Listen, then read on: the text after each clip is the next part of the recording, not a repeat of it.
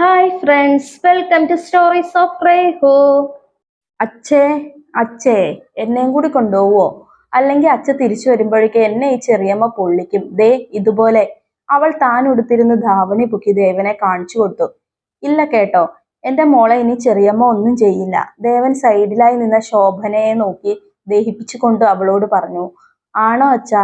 എന്നാ വരുമ്പോ മോൾക്ക് ഐസ്ക്രീം കൊണ്ടുവരാമോ? അവൾ കൊഞ്ചിക്കൊണ്ട് അയാളോടായി ചോദിച്ചു. വരാലോ, എന്റെ കുഞ്ഞിന് അച്ഛ തിരിച്ചു വരുമ്പോൾ ഐസ്ക്രീം വാങ്ങി വരാട്ടോ. പക്ഷെ ആരോടും വഴക്കൊന്നും ഉണ്ടാക്കാതിരിക്കണം, സമ്മതിച്ചോ? ദേവൻ അവളെ നോക്കി ചോദിച്ചു. ഓക്കെ, സമ്മതിച്ചു. അവളും അയാൾക്ക് വാക്കു കൊടുത്തു. ദേവൻ അവളുടെ നെറുകയിൽ ഒന്ന് അമർത്തി മുത്തിയിട്ട് തിരിഞ്ഞു നടന്നു. അയാളുടെ മനസ്സ് വിങ്ങുകയായിരുന്നു. തന്റെ മൂത്ത മകൾ ഋതു. അവളെ പ്രസവിച്ചപ്പോൾ തന്നെ അവളെ വിട്ടു പോയതായിരുന്നു സതി എന്ന തന്റെ ആദ്യ ഭാര്യ. അതിനുശേഷം തന്റെ ജീവിതത്തിലേക്ക് വന്നതാണ് ശോഭന. എല്ലാവരുടെയും നിർബന്ധത്തിന് വഴങ്ങി എന്റെ ഋതുമോൾക്ക് വേണ്ടി അവൾക്കൊരമ്മയായി. പക്ഷെ ജീവിതങ്ങൾ മുന്നോട്ട് പോയി തുടങ്ങിയപ്പോൾ ഒരു പുതിയ അതിഥി കുടുംബത്തിലേക്ക് വന്നപ്പോൾ എന്റെ ഋതുമോളെ അവൾക്കൊരു അധികപ്പറ്റായി. കുടുംബം തകരാതിരിക്കാൻ ഞാനും എന്റെ കുഞ്ഞും പലതും കണ്ടില്ലെന്ന് നടിച്ചു. പക്ഷെ എന്റെ കുഞ്ഞിന്റെ മനസ്സ് കൈവിട്ടു പോയത്. ജീവന് തുല്യം അവൾ സ്നേഹിച്ചിരുന്നവൻ അവളെ വിട്ടു പോയപ്പോഴാണ്. ശ്രീരാജ്, നേവിയിലെ ഉദ്യോഗസ്ഥൻ. നല്ല ആലോചന വന്നപ്പോൾ എല്ലാം കൊണ്ടും ചേരുന്നതായപ്പോൾ നടത്തി.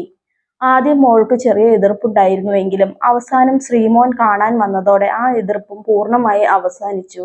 ശോഭനയുടെ എതിർപ്പുണ്ടായിരുന്നു. കാരണം ശ്രീമോന്റെ കുടുംബം പേരുകെട്ട തറവാട്ടുകാരായിരുന്നു. ആവശ്യത്തിലധികം ഭൂസ്വത്തുമൊക്കെ ഉള്ള കുടുംബക്കാർ. മോന്റെ അമ്മ അമ്പലത്തിൽ വെച്ച് കണ്ടിഷ്ടപ്പെട്ടു വന്നതാണ്. അങ്ങനെ ഒരുപാട് ആർഭാടങ്ങൾ ഒന്നും തന്നെ ഇല്ലാതെ എല്ലാം വളരെ ഭംഗിയായി നടന്നു. ശ്രീമോനും അവന്റെ വീട്ടുകാരും ഋതുമോളെ കൈവെള്ളയിൽ കൊണ്ടു നടന്നു. അവളുടെ എല്ലാ ദുരിതങ്ങളും അവസാനിച്ചു എന്ന് തന്നെ ഞാൻ കരുതി.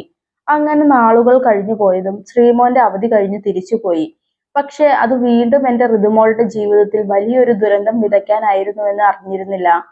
ശ്രീമോന്റെ ഷിപ്പ് തകർന്നു. അതിൽ ഉണ്ടായിരുന്നവർ ആരും തന്നെ ബാക്കിയുണ്ടായില്ല. അത് കേട്ടപ്പോൾ തെറ്റിയതാണ് എന്റെ കുട്ടിയുടെ മനസ്സിന്റെ താളം. കാണിക്കാത്ത ഡോക്ടേഴ്സ് ഇല്ല. എല്ലാവരും പറയുന്നത് ഒരേ കാര്യം. അവളുടെ മനസ്സിന്റെ മരുന്ന് ശ്രീമോനാണ്. അവനല്ലാതെ അവളെ തിരികെ കൊണ്ടുവരാൻ ആർക്കും തന്നെ കഴിയില്ല. ദേവൻ ഒരു നെടുവീർപ്പോട് ആലോചിച്ചു നടന്നു. എന്ത് നാശമാണിത്! ഒരു സാധനം ഈ ഭ്രാന്തിയെ കാരണം ഈ വീട്ടിൽ വെക്കാൻ കഴിയില്ലല്ലോ. അപ്പോൾ അവൾക്കും വേണം. തന്റെ മുന്നിൽ തലയും കുനിച്ചു നിൽക്കുന്ന ഋതുവിനെ നോക്കി ദേഷ്യപ്പെടുകയായിരുന്നു ശോഭന. എന്താ അമ്മേ, എന്തിനാ ഇങ്ങനെ കിടന്ന് ബഹളം വെക്കുന്നത്? അങ്ങ് റോഡിൽ നിന്നാൽ കേൾക്കാലോ. അങ്ങോട്ടേക്കായി വന്ന റജീഷ് എന്ന റജിയുടെ ചോദ്യമായിരുന്നു അത്. എന്ത് പറയാനാ മോനെ, ഈ ഭ്രാന്തിയെ കാരണം വീട്ടിൽ ഒന്നും വാങ്ങിക്കാൻ പറ്റാത്ത അവസ്ഥയാണ്. കണ്ണ് തെറ്റിയാൽ അപ്പോൾ കട്ട് തിന്നോളും. ദേ കയ്യിലിരിക്കുന്ന കണ്ടോ? മൃദുല മോൾക്ക് ആഗ്രഹം കാരണം കഴിക്കാൻ വാങ്ങി വെച്ചതാ ഞാൻ. അവൾ ഇനി വരുമ്പോൾ ഞാൻ എന്തെടുത്തു കൊടുക്കും? ഗർഭിണിയല്ലേ? റജി നടന്ന് ഋതുവിന്റെ അടുത്തേക്ക് ചെന്നു നിന്നു.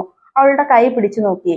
കണ്ണ് നിറച്ച് ചുണ്ടു പിളർത്തി കുഞ്ഞു കുട്ടികളെ നോക്കുന്ന പോലെ തന്നെ നോക്കുന്ന ഋതുവിനെ കണ്ടതും റജിക്ക് അവളോട് വാത്സല്യം തോന്നി. അവൻ ഋതുവിനെ തോളിൽ കൂടി കൈയിട്ട് ചേർത്തു നിർത്തി. എന്റെ പൊന്നമ്മേ, നിങ്ങൾക്കും ഈ രണ്ടാനമ്മ പോരും നിർത്താറായില്ലേ ഇതുവരെ? എന്റെ ചേച്ചി കഴിച്ചിട്ട് ബാക്കി മതി എന്റെ ഭാര്യയ്ക്ക്. അവൻ ശോഭനയെ നോക്കി പറഞ്ഞിട്ട് തിരിഞ്ഞ് ഋതുവിന്റെ കവിളിൽ തട്ടി പറഞ്ഞു. ചേച്ചി കഴിച്ചോളൂ കേട്ടോ, മിത്തുവിന് നമ്മൾക്ക് വേറെ വാങ്ങി കൊടുക്കാം. ആണോ റജിക്കുട്ട? ഞാൻ കഴിച്ചോട്ടെ? ഋതു സന്തോഷത്തോടെ അവനെ നോക്കി ചോദിച്ചു. ആ ചേച്ചി കഴിച്ചോളൂ കേട്ടോ. Thank you. അതും പറഞ്ഞ് ചിരിച്ചുകൊണ്ട് അവൾ പുറത്തേക്ക് ഓടാൻ പോയി. ഈ ഭ്രാന്തി എന്ത് മന്ത്രമാണോ ഉപയോഗിച്ച് വശീകരിച്ചു വെച്ചിരിക്കുന്നത്? ഉരുമ്പട്ടോള്.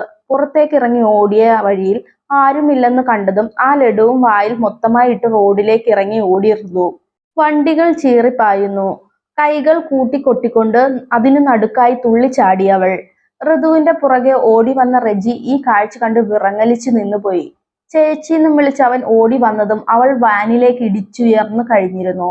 താഴേക്ക് നിലം പതിച്ച ഋതു കണ്ടു മേഘങ്ങൾക്കിടയിൽ തനിക്ക് നേരെ കൈവിരിച്ചു നിൽക്കുന്ന അവളുടെ ശ്രീയേട്ടനെ.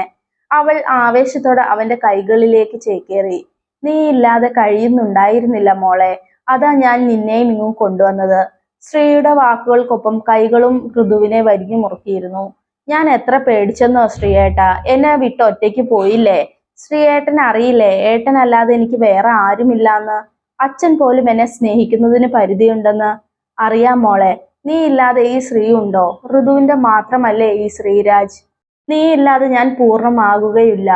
അവളെയും ചേർത്ത് പിടിച്ച് മേഘക്കൂട്ടങ്ങൾക്കിടയിലേക്ക് ശ്രീ മറിഞ്ഞിരുന്നു. അപ്പോൾ റെജിയുടെ മടിയിൽ അവസാന ശ്വാസവും നിലച്ചിരുന്നു ഋതുവിന്. ചില പ്രണയങ്ങൾ അങ്ങനെയാണ്, ഒരാളില്ലാതെ മറ്റൊരാൾ പൂർണ്ണമാവില്ല എന്ന് തോന്നുന്ന പ്രണയങ്ങൾ.